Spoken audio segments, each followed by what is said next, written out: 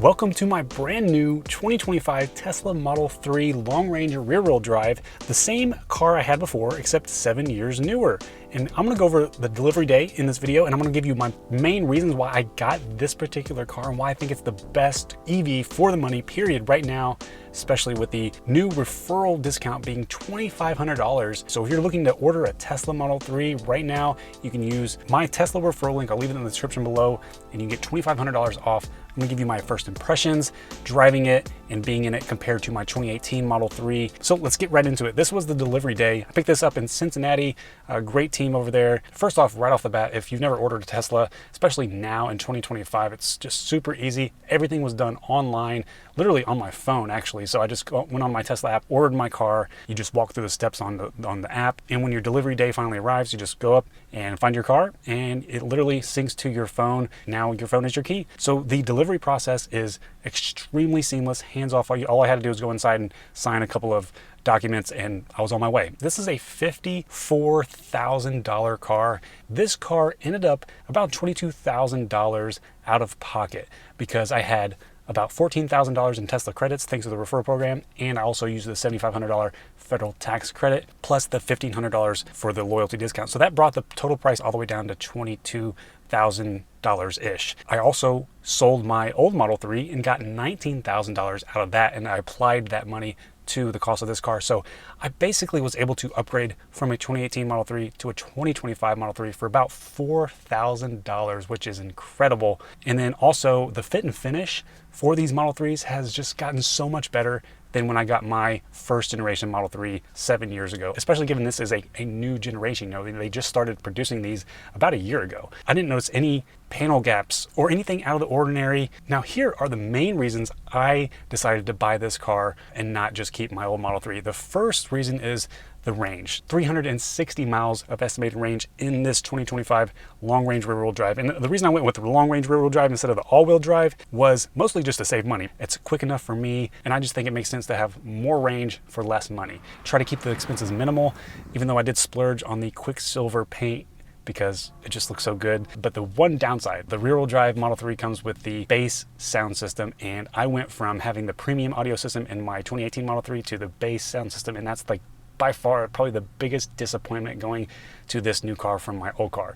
It's a decent sound system for what it is, but like going from the premium to this, you can definitely tell a difference, and it's just a downgrade, and I do miss my premium audio system. So range wasn't the biggest reason I got this car, and the next biggest reasons are the noise, vibration, and harshness, the NVH, so much better in this car. This rides so much more quietly and more comfortably. The suspension is better. The seats were a huge upgrade. One of the biggest reasons also were the seats. These are ventilated, but also just more comfortable. And finally, the last big reason was hardware 4. This car obviously has the newer hardware 4 computer and the newer cameras, so that just gave me a little bit more confidence in getting future updates for full self-driving. And that also is another reason I got this car, is because Tesla was allowing full self-driving transfer. I transferred full self-driving from my old Model 3 to this one, and let me tell you, my first drive with FSD version 13 with hardware 4, it was amazing. Like, it just seems so much more confident and smooth, and it was just like, it was driving me around and I was like, oh wow, this is really impressive coming from a hardware 3 car. So I think that was one of the biggest reasons, and it justified it within the first drive. Now, some features that were nice in this car but not necessarily like a huge difference to me was the power trunk. That's nice to have, but not a huge deal. The rear passenger screen is nice again, but my daughters are not old enough to actually see that screen. It's going to be a few years before they actually see that because it's down below. The new design is nice. You know, it looks good, but not necessarily like way better. And I didn't really need to have the new design. I like the old design too. The USB-C ports, the upgrades in the interior, the ambient lighting and the heat pump, the faster processor, those are all really nice to have, but not necessarily deal breakers, and they weren't driving factors for me. Now, another factor for people buying a Tesla in 2025 could have a lot to do with the current CEO's polarizing antics, which many say can be tied back to his turbulent childhood. Now, I think we all have some sort of past trauma that affects our mental health, or we simply struggle with day-to-day life sometimes, which is why I want to tell you about today's sponsor, BetterHelp, the world's largest therapy service.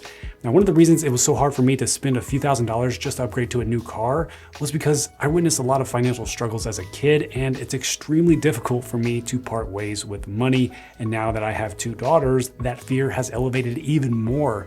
But fortunately, my wife and I swear by therapy as a way for us to keep our anxiety at bay, and BetterHelp is a platform that makes therapy more affordable and accessible while making it easy to find a therapist since it's 100% online. All you have to do is answer a few questions, then BetterHelp can quickly match you to a professional therapist. Having a dedicated person that you can trust with anything is crucial to living a happier, healthier life. And since finding the right therapist is so important, if you don't feel a connection with one, you can easily switch to a new therapist without worrying about insurance or additional costs. I'm grateful for what therapy has done for me and my family, so if you're looking for a positive change in your life, click the link below or visit betterhelp.com/AndySly for a 10% discount on your first month of therapy with a licensed professional.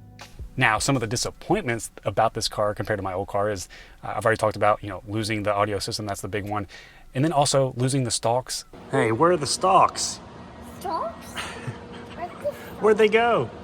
Your turn signal indicators are on the steering wheel. You get used to it a little bit, but it's still like, you're trying to overcome years and years of flipping a stalk for the turn signal. So that's just a learning curve. And also, not having the stalk for the gear shifting, you have to do it on the screen now. And I think the biggest issues with the loss of these stalks is certain situations such as, if you're in a roundabout and you want to turn your turn signal on and the steering wheel is turned, the turn signal indicators you don't know where they're going to be.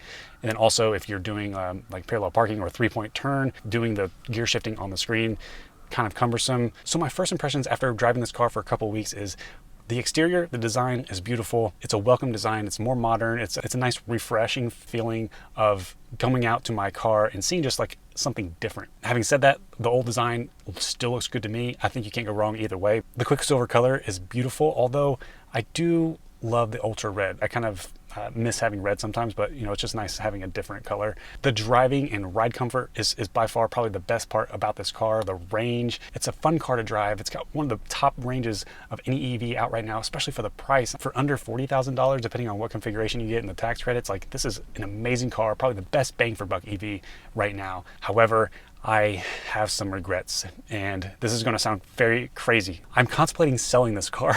It sounds so stupid.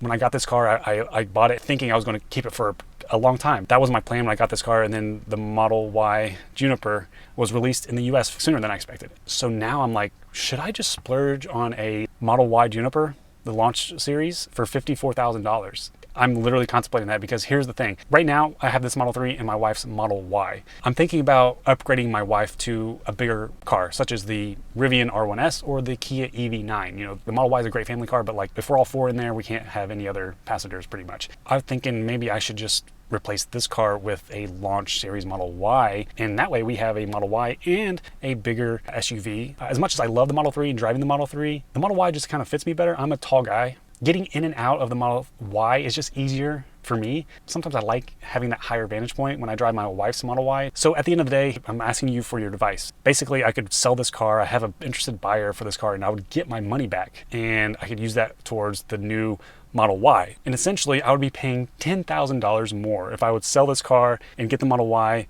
Does that justify the cost? It'd be nice to have it for you guys to do videos about. I would love it. It would be kind of like a splurge thing for me. Get more room, more cargo space, more comfortable ride for a tall person like me, acceleration boost, so it'd be like the quickest Tesla I've ever had. Deck it out with the wide interior. All that stuff is included. I could probably get red paint again, right? The tow hitch would be nice to have. All that stuff included with the Model Y launch edition. Should I spend $10,000 extra right now and just replace this new Model 3 with a new Model Y? That's what I'm thinking about doing, and I might just list this Model 3 for sale if you're interested. I already bought all these accessories for it. Like I said, I was planning to keep it. It has all-weather liners. I've got like the roof rack for it. Screen protectors are already on it. I was definitely planning on keeping this, but now I'm just kind of having this crazy thought. So let me know what you think. But no matter what happens, even if I ended up keeping this car, I'll be happy. This is an awesome car. Either way, the 2025 Model 3, best bang for buck EV in a very long time that you can get right now. So check out my link in the description below if you want to order one and get $2,500 off. Thank you for watching, and I'll talk to you guys in the next one.